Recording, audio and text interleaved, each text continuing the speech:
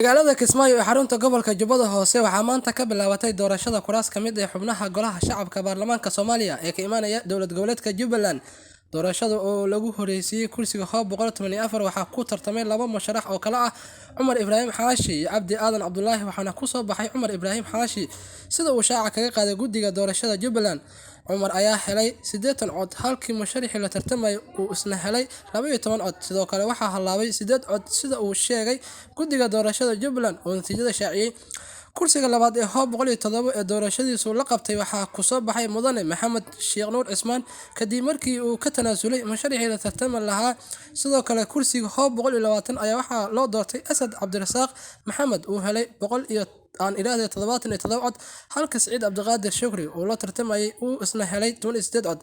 Doorashada ayaa sidoo kale haatan sii socota waxaana lagu guda galayaa kuraasta xigta ee la qorsheynayo in maanta la qabto. Maxamed Muxudiin tiraahdo ama aad subscribe saarato barta YouTube-ka aynu ku leenahay Jowhar